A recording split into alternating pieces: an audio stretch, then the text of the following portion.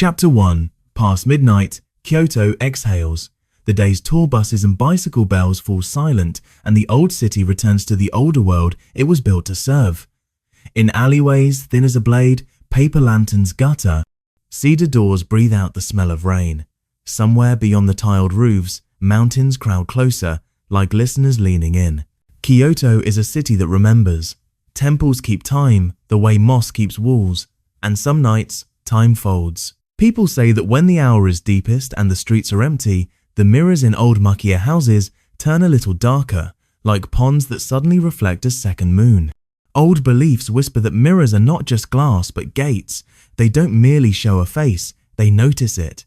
And when the lights are out, what's on the other side of that noticing might lean forward to meet you. No one calls it a rule. There's no sign on Shijo or in Gion that says do not look into a mirror after midnight. It's more like advice, common as salt at the entrance of a home, simple as turning a mirror face down before sleep. It's the kind of thing a grandmother murmurs while pulling a sliding door shut. If you must pass a mirror at night, don't gaze too long. Don't let it hold you. And if you feel something watching back, don't raise your hand to touch the glass. Don't breathe onto it. Don't speak. Because in Kyoto, the old city waits calmly behind the new one, and some things are very patient. People don't fear mirrors because they lie. They fear them because sometimes they don't. What follows are 3 accounts tied to this city, and that our stories you'll hear if you ask the right people and walk the wrong streets about what happens when someone couldn't look away. Chapter 2. Aya rented a narrow apartment above Kiyamachi, the kind with a balcony just big enough for 2 potted herbs and a wind chime. She was 23, a graduate student in aesthetics, writing about the way objects hold meaning. She loved old things, calligraphy, incense, lacquer, and she loved Kyoto because it let the old ways pretend they were modern. At dusk, she drank canned coffee on the Kamagawa embankment, watching couples sit at even intervals like punctuation in a long, quiet sentence. The apartment came furnished. The landlord said it as if it were generous. Most of it was cheap, flat-pack boards with a screw always left over. But in the bedroom's corner, half hidden by a sliding closet door, stood a vanity that didn't match. Low, dark wood. A triptych mirror, a tall oval in the center, 2 narrow wings hinged at the sides. The glass wasn't perfectly flat. When light struck it, the surface rippled faintly, like heat on asphalt or wind on water. Aya dusted it, polished it, nested her cosmetics in the shallow drawers, looped a ribbon over the brass knob. She told herself she wasn't superstitious. She studied beauty, not belief. Still, most nights she turned the wings inward before bed, folding the mirror on itself like clasped hands. On a Tuesday after Bonn, she came home late from the library. Cicadas passed their peak. The wind chime clicked once as she slid the balcony door shut. She bathed, turned off lights, checked the door twice. In the dark, the vanity held a presence, the way a piano does in a quiet room.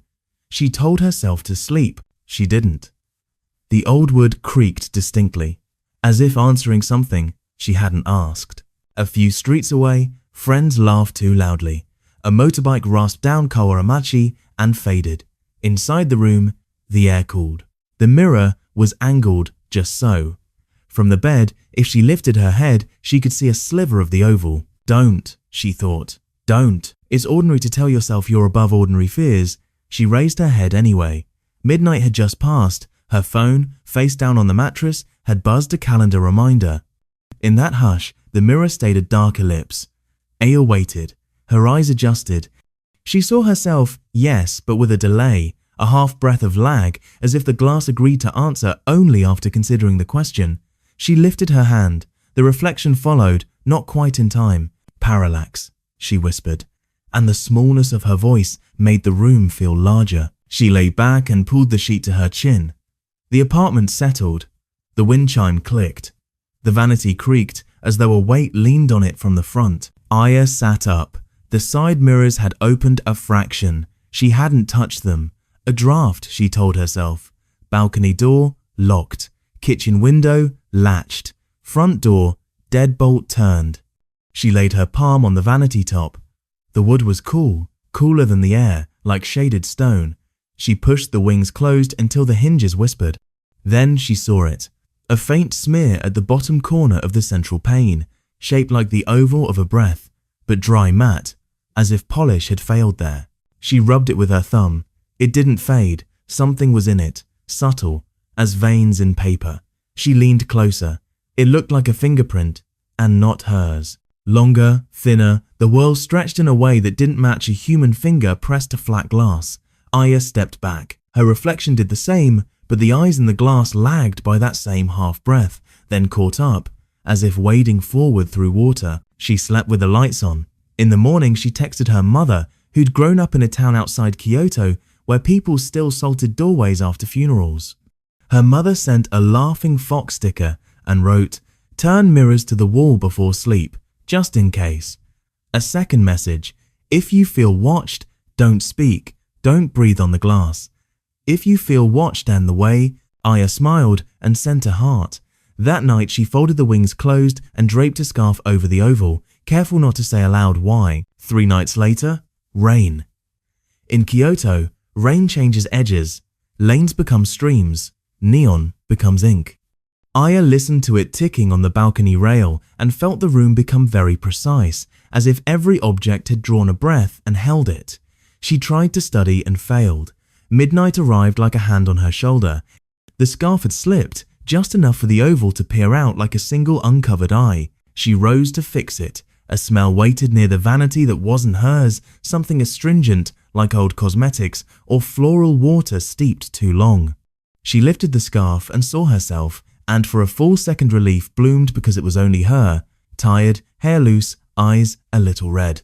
Then the room behind her changed. In the glass, the closet door stood open. When she turned, the door was closed. She faced the mirror and searched for the seam.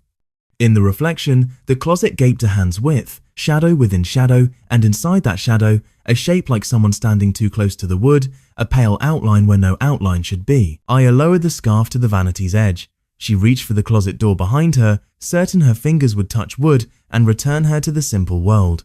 Her hand found the panel. She didn't slide it. She didn't want to know whether the mirror would keep its own version.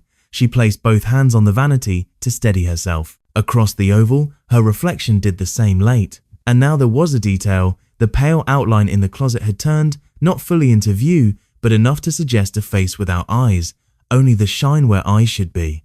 She remembered, "If you feel watched, don't speak, don't breathe on the glass." Her lungs burned. A drop ran down the balcony door. In the mirror, its path curved the wrong way, like a tear falling upward. Aya stumbled to the bed and pulled the blanket up with the stupid instinct we have to make nests out of fabric. The scarf slid from the mirror and fell like a surrendered flag. She woke at dawn. Morning repainted everything. Bird calls layered over the garbage truck's beep. The closet closed. The scent gone. Shaky with the bravery daylight pretends to give, she approached the vanity. At the bottom of the oval, near the smear, a single hair lay trapped between frame and glass. Fine, long, the color of ash. She tried to lift it and found one end pinched behind the wood, as if drawn inward, and caught. She told herself she would speak to the landlord. She told herself she would find another place. But the semester owned her, and moving cost both money and momentum. That night she stacked books in front of the vanity like toys guarding a door. She slept badly and dreamed of ponds that remember faces. 2 weeks later, Aya met her advisor at a cafe on Teramachi. He asked politely about her paper on how objects carry memory. "Do you think," he said, stirring sugar, "that sometimes we remember things for what they hide, not what they show?" "I don't know," Aya said. And in the window's faint reflection, her mouth answered a half-second after, "On its own." She left the apartment at term's end. A new tenant moved in and bought a fluffy rug. The landlord did not remove the vanity. People rarely do. Mirrors stay because they have always been there. The wing hinges open more easily now. Late at night, the glass feels a little cold, as if something on the other side is still learning how to breathe. And when the wind chime clicks once in a still room, it is probably nothing at all unless you are lying awake, watching the scarf slide and waiting to see which world moves first. Chapter 3. Kenta had been driving a taxi in Kyoto long enough to know the city organizes its ghosts the way it organizes its trains, on time, more or less, and mostly polite. The drunks in Ponto Cho were the trouble. The dead were formal. He wasn't superstitious, exactly, but he cleaned his rearview mirror whenever a temple bell sounded.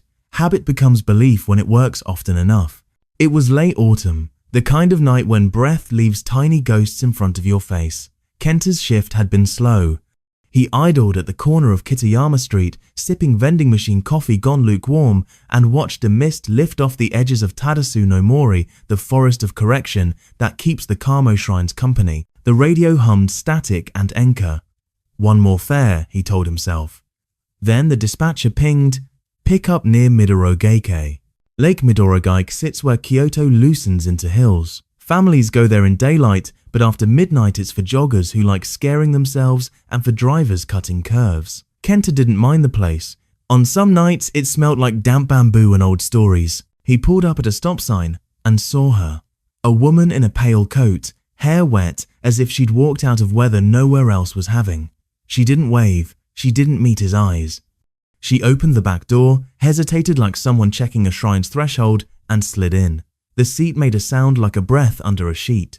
Where to? Kenta asked. Thumb already on the meter. She named a district near Imadagawa, a quiet street with wooden eaves like eyebrows.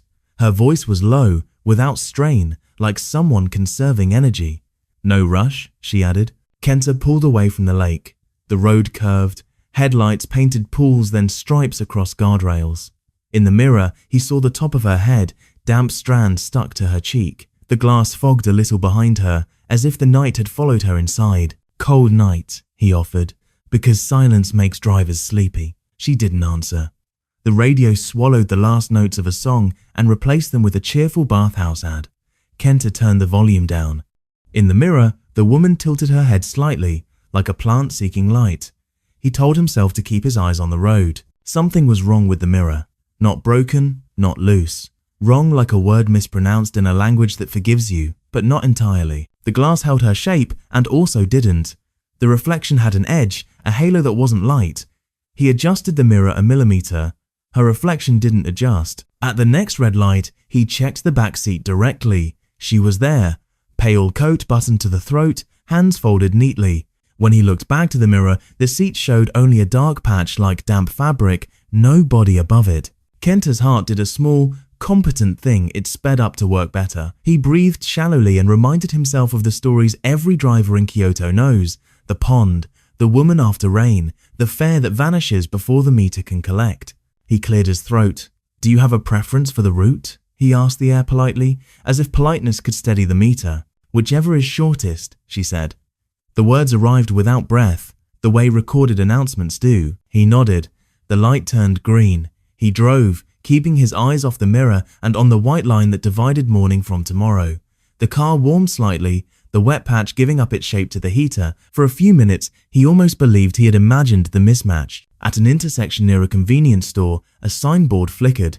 In the mirror, the backseat was empty, politely empty. So empty that emptiness seemed deliberate. He lifted his eyes higher. The mirror brightened, eager to be useful.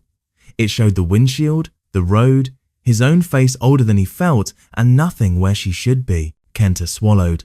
He looked directly again. She was watching the passing city, lashes beaded with moisture. Almost there, he said, more to pin the moment to a plan than to inform her of anything. They turned into a street, narrow enough that parked bicycles made little islands. He slowed. Is this the right block? He asked. Yes, she said, and he thought he heard a thank you inside the word, like a coin in a pocket. He pulled to the curb in front of a closed florist, the kind that smells like cold water even when shut. He pressed the meter. The amount blinked up. Modest. Ordinary. He turned to offer the receipt. The seat was empty.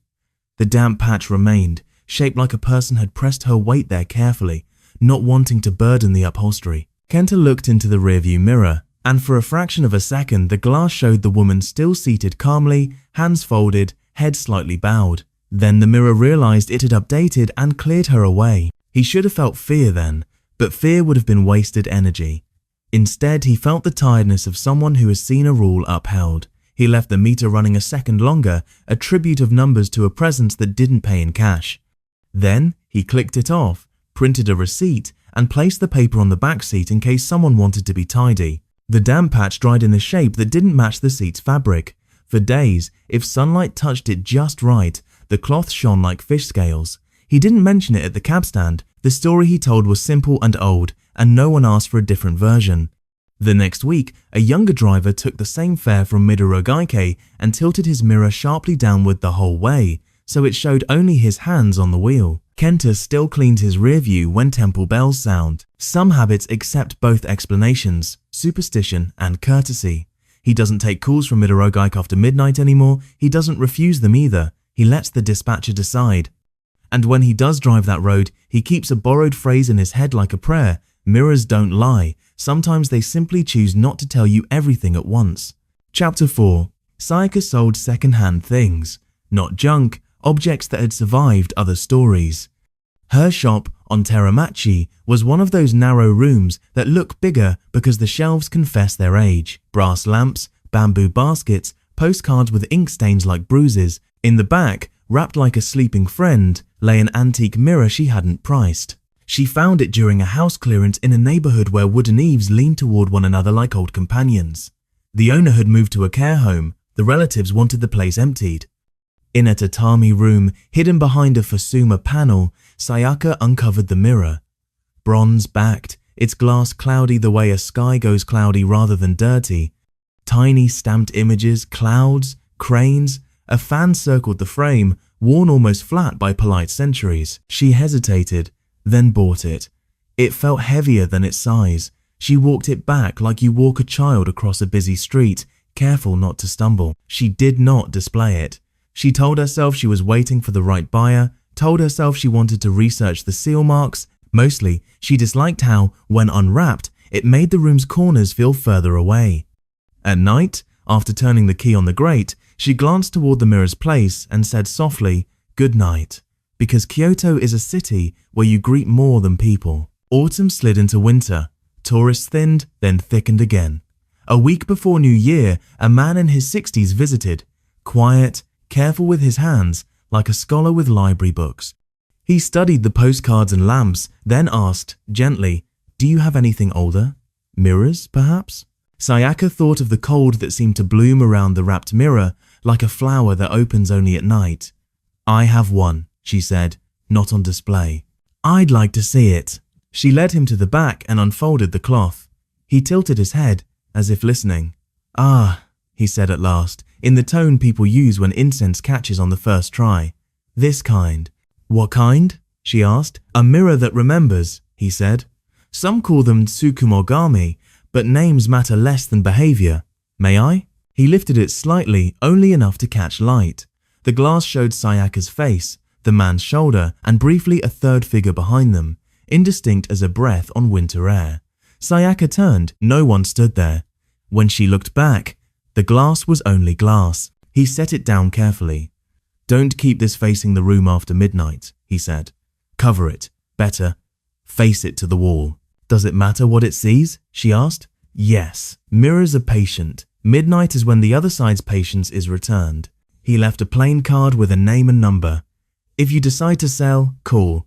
I know someone who can keep such things from becoming unkind." After he left, the shop felt too quiet.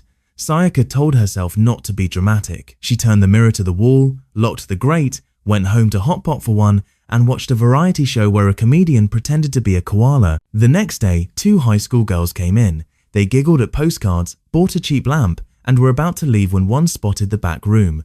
A mirror. Sayaka moved before thinking.